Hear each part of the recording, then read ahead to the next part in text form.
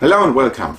Today I want to talk with you about the new Qoocam3. It's a 360 camera from Kandao that's released today. So today, the 7th of September, there's no firmware update today, so I bet there will be a firmware update for the normal customer. Before they get the camera, they will open the app and they will immediately say, please update me.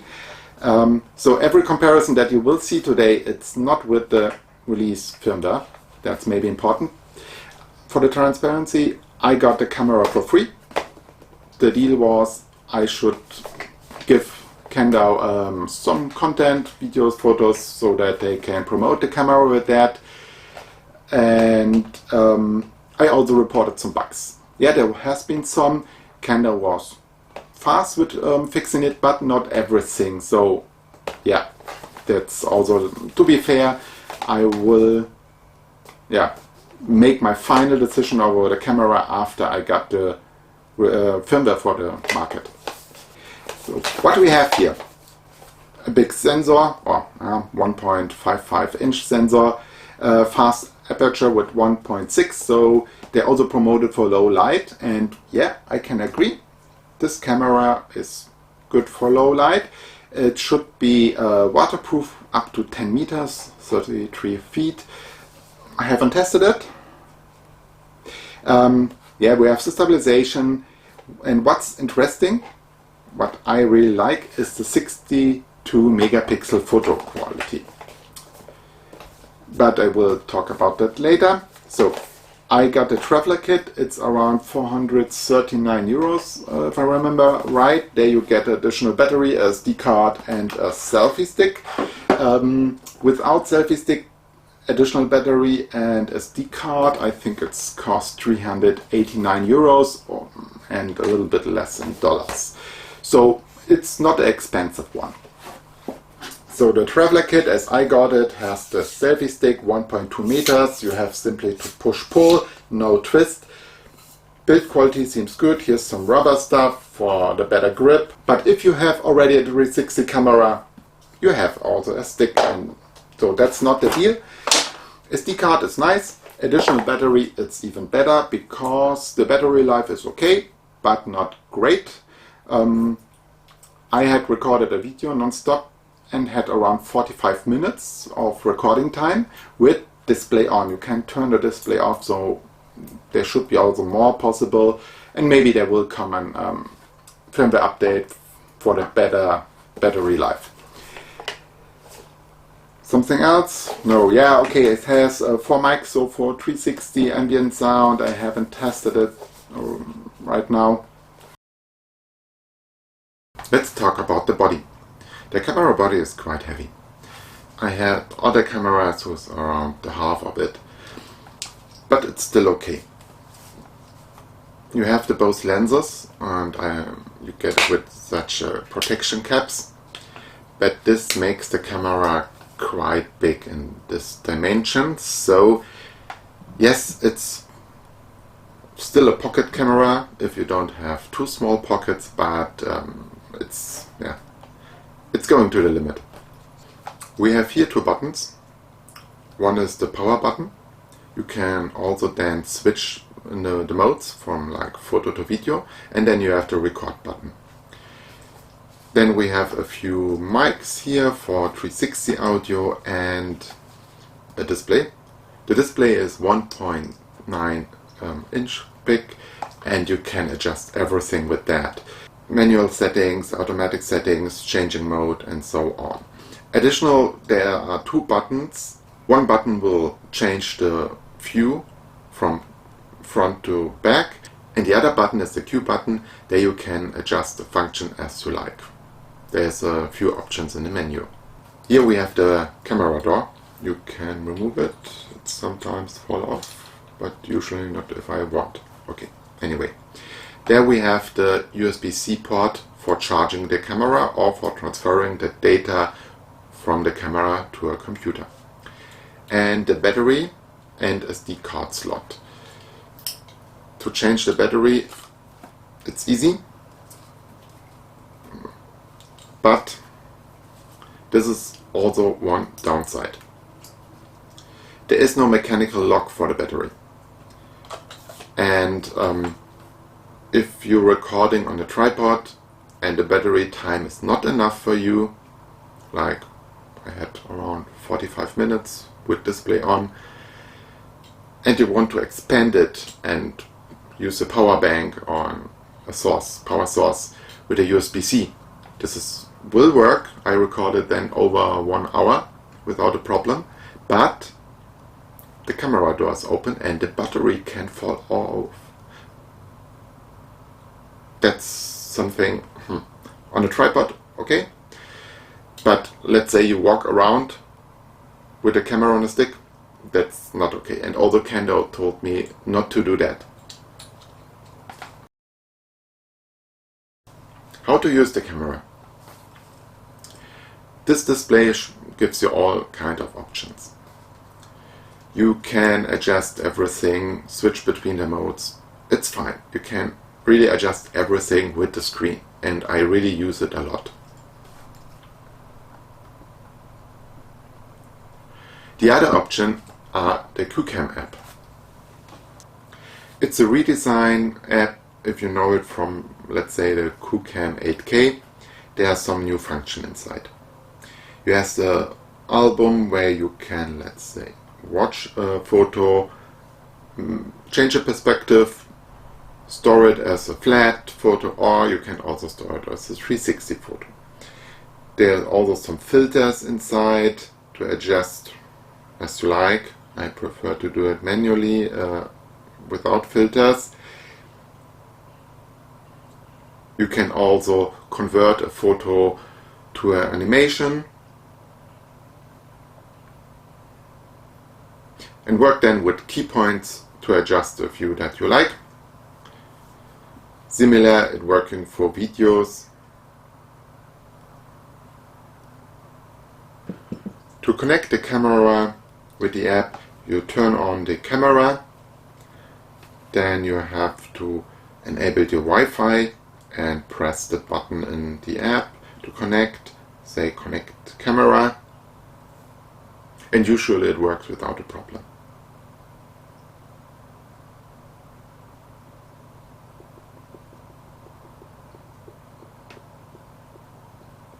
In the app you can, as with the camera directly, change the modes from photo to video and also like time-lapse, interval, DNG8 and HDR. Download content from the camera and watch it.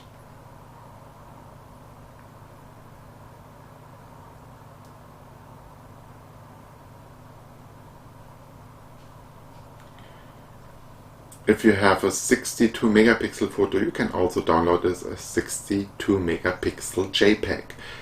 That's nice. It's not a DNG file, but it's definitely a good option. Can also change the perspective and download it as like a tiny planet or so. Even if the Qoocam app gives you a lot of options, I would recommend to use the PC for editing the content. For example, DNG files cannot be downloaded via the Qoocam app, but they give you the most of dynamic range, clarity, and so on. This is something that you can much better edit on a computer with, for example, with Lightroom. Okay, you could download it over to the computer and then to your phone and edit it on mobile Lightroom, but you cannot stitch it then later on your mobile. So a computer workflow will give you the best quality with the Qoocam3. Soon I will make some videos where I show you how my workflow looks on the PC and maybe also on the phone, so that you can get an idea how I handle that. Okay, let's talk about photos. That's my favorite part.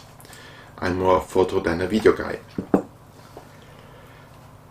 One thing is nice, exposure time. You can expose up to 60 seconds with this camera. Okay, I have found a lot of noise if you're doing 60 seconds, also some color noise that's from the sensor that's getting hot. Let's see if Kandao can handle that. I will report that too. 62 megapixel is great. It gives you a lot of quality. But sadly, it's only for the single photo mode or the interval photo mode. It's not for DNG8 and also not for HDR. If you're using this automatic functions, it will only record photos with 60 megapixel. That's really sad, because I love to use DNG8. I know it from the Qoocam3, and it gives you more clarity, it reduces noise, and it simply makes the photo better. But 16 megapixel or 62 megapixel, that's a quite difference. I make a comparison in bright light. So the 62 megapixel have more details. You can read text that's far away that you cannot read anymore with the 16 megapixel DNG8. I will make some future comparison also with other light conditions like in the dark. Maybe then it will change, because DNG8 can reduce a lot of noise, but that's a topic for another video. There's another point that's in my eyes not optimal. That's the HDR function. Okay, it's working, it's fine. You have like 3 exposure with ±2 or up to 9 exposure, but then the difference is only ±0.3. So okay, but that's not the point. There is no internal merging. If you download it via your phone, you will get only like this separate image. And also for the PC workflow, there is no solution from Kandao. You have to use other things like Lightroom or so.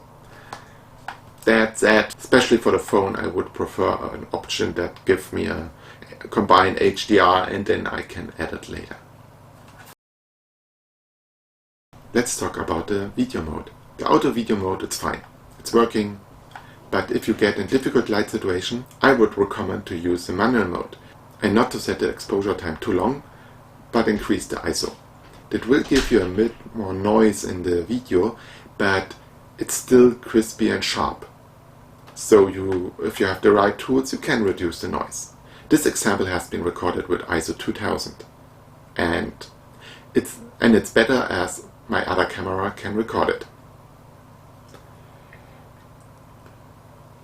The stabilization is good.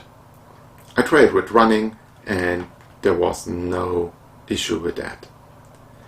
I also tried on my bike on a really bumpy path, and the camera was shaking a lot. And if you're looking at me, yeah, you see still some shaking. But if you're looking on the other direction on the path, it's fine. So the horizon is leveled very good. I have put the camera directly in the sun and recorded around 45 minutes. It was like 20-25 degrees, something around that. And there was no issue, no heating problem. Also, I checked the start and the beginning of the video and I saw no difference. There was no shifting from the sharpness or something like that. Then I recorded with the power supply on, and I could record over 1 hour. Then the SD card was full, and also the same result. No shifting, no difference between the first and the last minute. So that seems to work fine. There's also one point, maybe it's the downside. We have 5.7K with 30 frames per second, no more. If you want more frames per second, you have to reduce the resolution to 4K, then you get 60 frames per second. That's the only two options. There is no slow-mo or something like that. Also no bullet time or any other similar function. One point that I have seen with this camera, and also seen already that others have the same impression, is that the camera is looking for the dark areas. So they are still bright very good, so you get all the details. Nothing get lost in pitch black areas. But on the other hand, because the dynamic range is limited and the camera sees everything, so the sun will be a little bit blown out. And I have the impression that photos and videos are a little bit too bright. So of course you can compensate that with a negative exposure, but yeah, it's this camera, how you have to handle it. Let's sum everything together. As I said, I have still a firmware that's not for the market release, so I will not make really a final decision. But already I can say there's no deal breaker, that nothing that not work or so. There's few things that not working, that's firmware stuff and can be fixed. So yeah, I wouldn't say no to this camera. I would say yes. So the price is nice. It's starting under 400 euros, so that's one of the cheapest or the cheapest 360 camera right now on the market. Photo quality is good. Video quality is good. Stabilization is fine. The display is working. App is working. Okay. If you pay more, yeah, you always can pay more and get something more.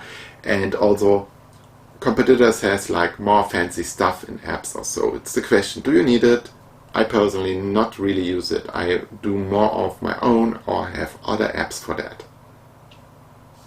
So if you're okay with that, this is maybe the camera for you.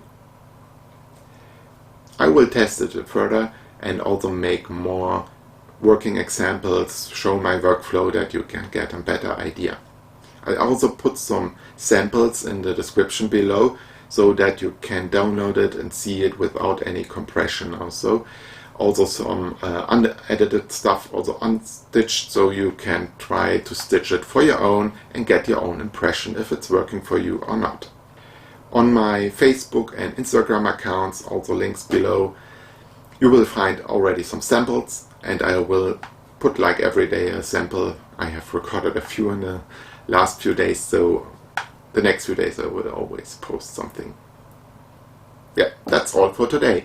More videos will come in the next few days. Stay tuned. Bye.